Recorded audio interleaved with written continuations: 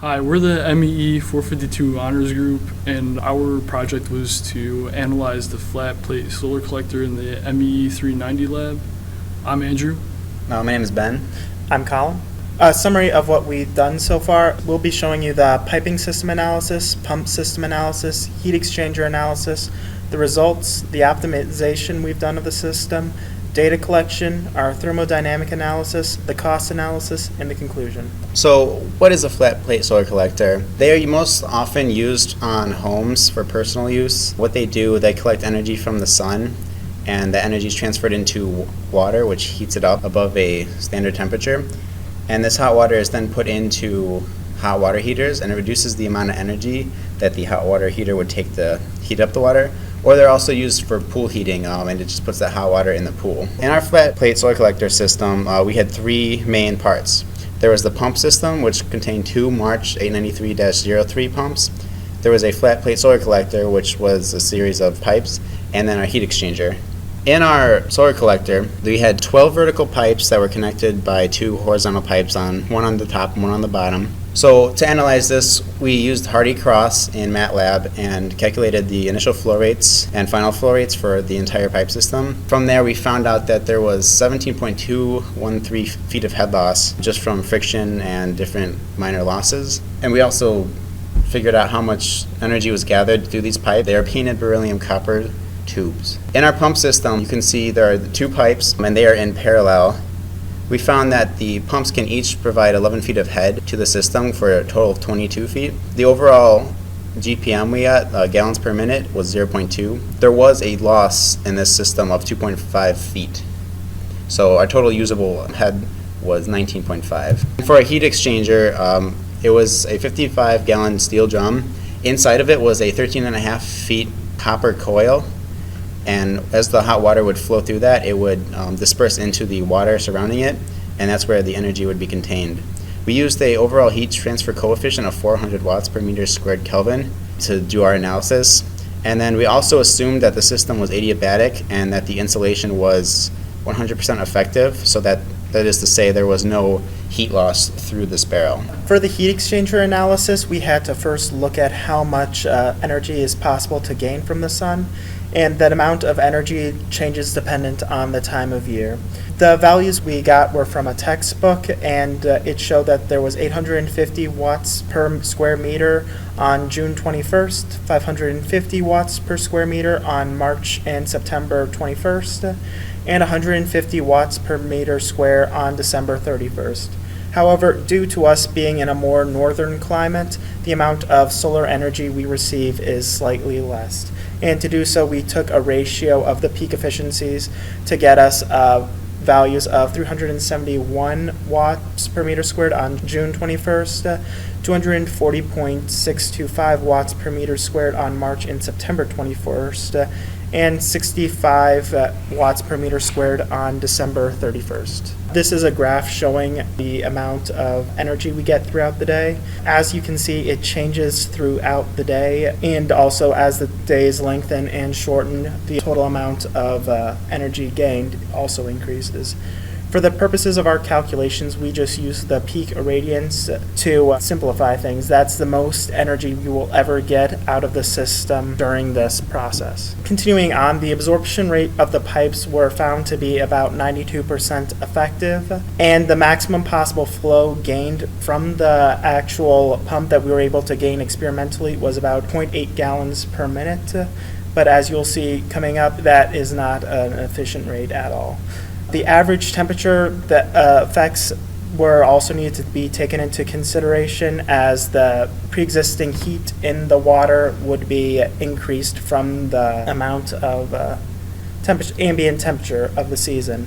So the March average temperature on that day was 5 degrees Celsius. The June average temperature was about 21 degrees Celsius. The September average was about 17 degrees Celsius. And the December average temperature was below freezing, but because of climate change and other issues like also air, we would assume it would be operable at 0.01 degrees Celsius sometimes, not always, but when it does work, we would have the values for that. So using that 0.8 gallons per minute flow rates and the previously mentioned irradiance values, we were able to find the peak gains of 0.5823 watts in December, 2.1307 watts in March, 3.3 watts in June, and about 2 watts in September. This system, though, is incredibly inefficient as the pump needs 2.7198 watts to operate. So in all seasons except June, it would be losing energy throughout the system. So to optimize this, we reduced the flow rate to 0.2 gallons per minute. Given the flow meter that was attached to the system, this was the smallest we were able to do. From that, we were able to gain the watt gain to be 2.3 watts in December, 8.6 watts in March, 13.2 watts in June, and 8.5 watts in September.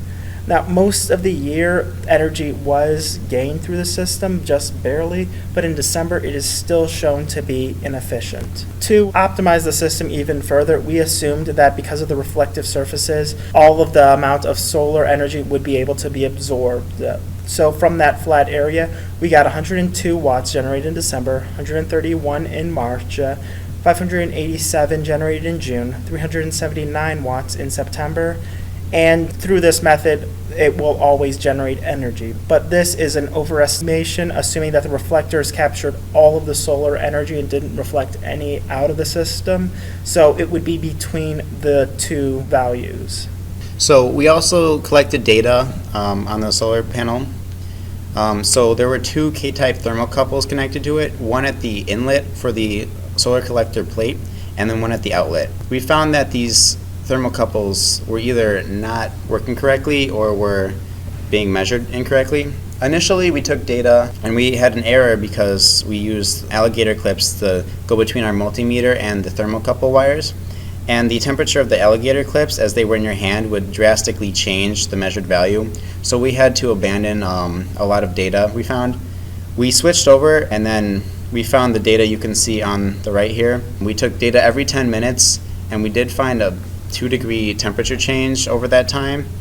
But oddly enough, the thermocouple at the top of the system was reading higher values than the bottom of the system.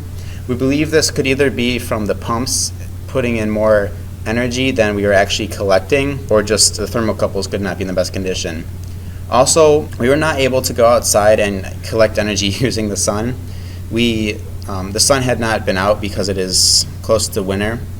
So we put up 2 space heaters and aimed them at the solar collector, and then we had them blowing for a long time. And that's how we actually got these values. We did expect to see less energy gained overall, just because there would be a lot of loss from these space heaters. So here's our cost analysis of the system. Most of the parts and components of the system were either taken off McMaster or Granger. This amounted to a total around $2,500 to basically optimize our system in a better way to collect more heat. It would be to increase the area of the solar collector so that there would be more area for the sun to irradiate. And thicker and rectangular oval-shaped tubing would maximize our surface area. So this also exposes more area to the sun to increase the heat collection process. And we simplified the tubing pricing down to copper from copper-coated beryllium because there weren't that many places online that either sourced or quoted that type of tubing. So we just went with regular old copper. We compared our system to another system that you may be able to buy online. So we compared ours to Heliomax Pro 50 ETDC FP22. This costed a little over $100 more than our system, but it generates 50 gallons of hot water per day, where our system doesn't do near that, especially this time of year. And it includes a controller so that you could monitor your temperature readouts and your performance values, so that you know everything is working correctly. And then there is also automatic pump control for continuous usage. Here is our thermodynamic analysis again. The process is adiabatic, like Ben mentioned before, so no heat is leaving the system. So our Q out and Q in, that is assumed to be at 100% efficiency. And same thing, that the work in from our pump is also 100% efficient. and we weren't able to really find any efficiencies for this type of model pump, so we just assumed that it is working at 100% efficiency. And we were able to figure out just from our assumptions that our theoretical efficiency came out to be at 93.5%. In conclusion, the flat plate solar collector is a system that is made up of pump system, a solar collector, and a heat exchanger. So the energy collection periods are dependent on the season, as Colin talked about. The summer season will produce more energy, as in the winter it may not even be worth running a system like this.